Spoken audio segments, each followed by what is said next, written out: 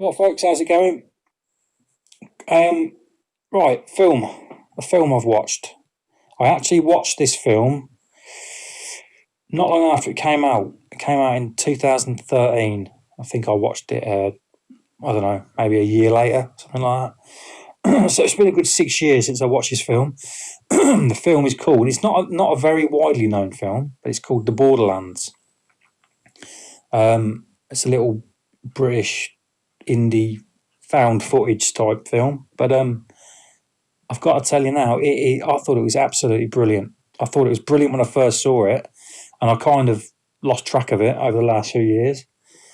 And since I've started this channel, it's been in the back of my mind thinking I should watch that film again and review it.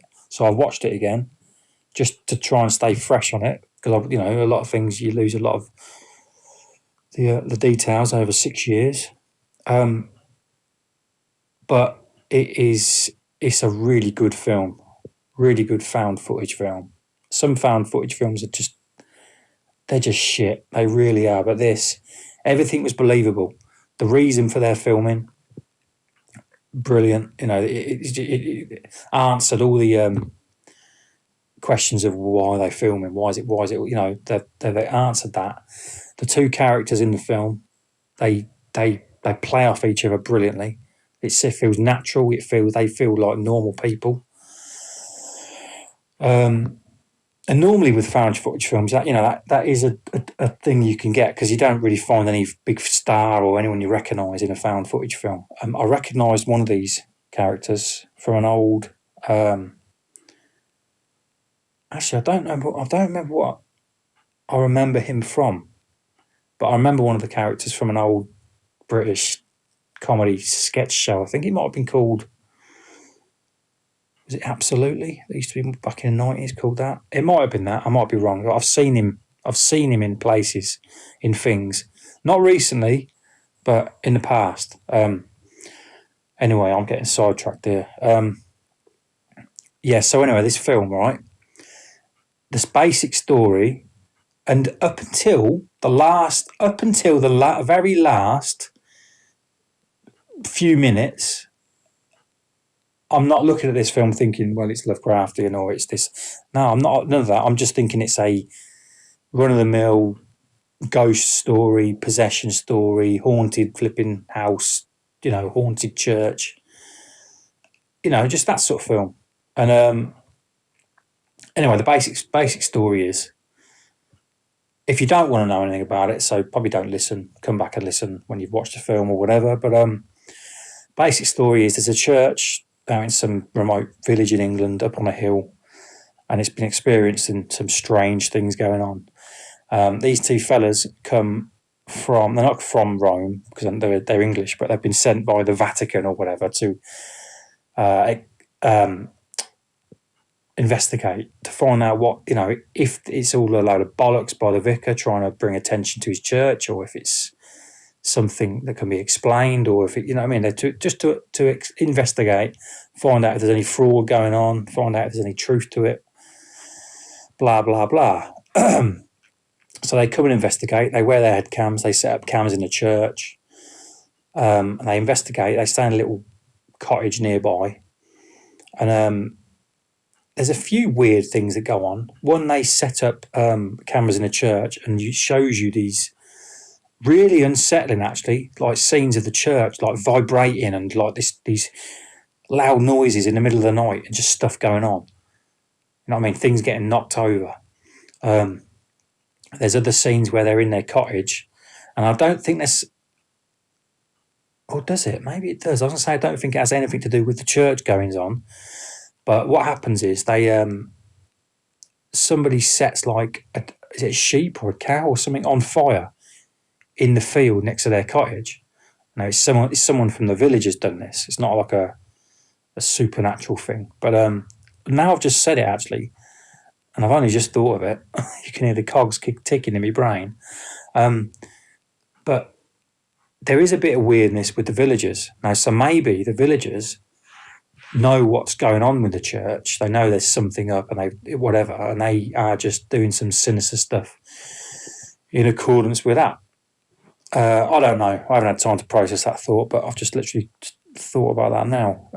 But anyway, so yeah, so they set an animal on fire, which is creepy and weird. Anyway, they carry on investigating the church, and the vicar is acting very strangely. And then one day he goes up into one of the towers of the church and he just throws himself off. So even deeper into weirdness. There's not a lot to tell in that sense. It all carries on. They keep investigating. They come across different things. They uncover this bookcase in the side wall of the church on the inside, and they realise there's something behind it, like a passageway. Anyway,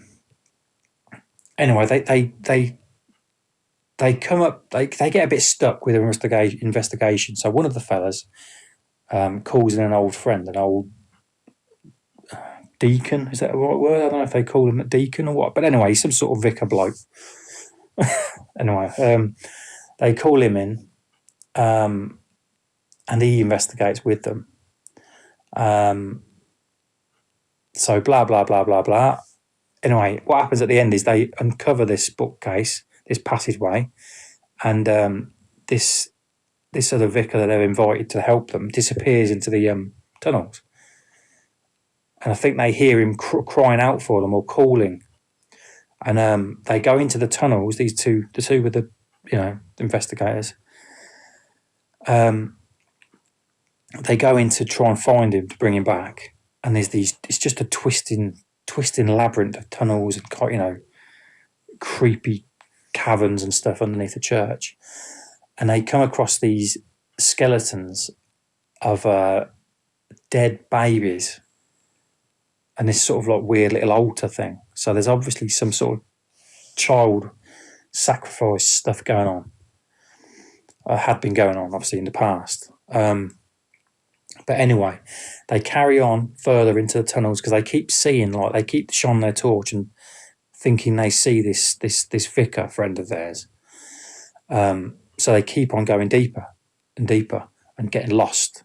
And I'm getting really edgy on this point because I'm not a fan of. I mean, I like caves and things excite me and interest me, but when it gets to the point of like when you see people potholing when they're going through little spaces that are just big enough to for their bodies to fit through, I get really, it makes me feel a bit funny.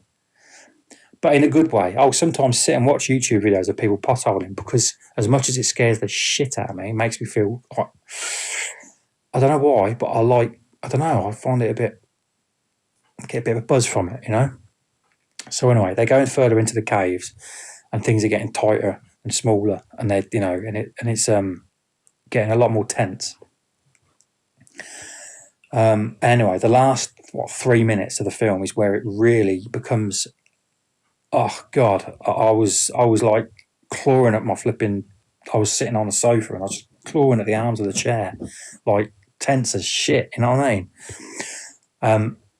And what I'm getting tense about is they go in further and further into the tunnels and they go through this one passage, and they're going through and it's so tight, and suddenly they're in there and one of the fellas is like, "Oh my God, what is that smell? It's disgusting." And they're going through, and suddenly, like, the front one goes, "Oh, I can't get through here. I can't get through it. The passage is closed up. I can't get through. We'll have to go back."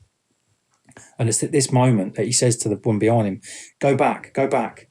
And the one behind tries to crawl backwards, looks behind him, and the tunnel it is closed up on them. The ends, both in entrances, they've closed up. And on closer inspection, I rewound it a couple of times when it had finished, and you can actually see it close up. And at that point, they're panicking like shit, like you would be, like I would be. And suddenly, that isn't the worst. That isn't all that happens. So they're enclosed in this enclosed space, nowhere to go. And suddenly, obviously, he's mentioned this smell, this disgusting, horrible smell. And suddenly, he's like, "What's that?" Like, there's all this like liquid coming out, seeping out the walls and the floor and everything. And suddenly, they're like, "It's burning!" You know what I mean? It's burning them. And what it turns out it is, I mean, when I first watched this 6 years ago, I wasn't entirely on. Sorry, I was just checking that my flipping things were still recording. I wasn't entirely sure what the hell just happened. I just knew I was like a bit traumatized by it. And you see scenes of them like with this acid stuff coming out of the walls, and they're sort of like, oh, they're melting, and it's like oh, they're screaming in pain, and it's really, really traumatic to watch. It was for me anyway. I've seen a few other reviews of this film where people have said I had to leave. I had to leave the cinema. I couldn't watch, and I know exactly how they feel. But anyway, what it turns out after doing some research after it's finished, this is they have climbed into the insides or the digestive system of some sort of creature that lives below the church in the hill, the massive creature or whatever. And if they've obviously one of the passages has took them inside it, and it's just that's what makes it Lovecraftian. This creature that lives under the hill and has obviously been worshipped by and by the villagers or the people, the church, and the child sacrifices to. They probably worshipped it as a god or something. You know what I mean? So yeah, that's the a twist at the end that is a twist that I will never forget. Never forget in all my years, I tell you. But yeah, it's a film I think you need to watch. I don't think it's widely known of, so I'm hoping that I may have brought it to the attention of some folks that may not have heard of it, or may never have heard of it, because it isn't widely known of. Well, from what I can tell, but it is definitely worth a watch, definitely. So go and find it wherever you can. I'll leave it there. Thanks for listening. And the film, the Borderlands. Don't forget the name of the film, The Borderlands. Little indie British film, 2013. Go and check it out. Anyway, cheerio for now. Thanks for listening. See you later.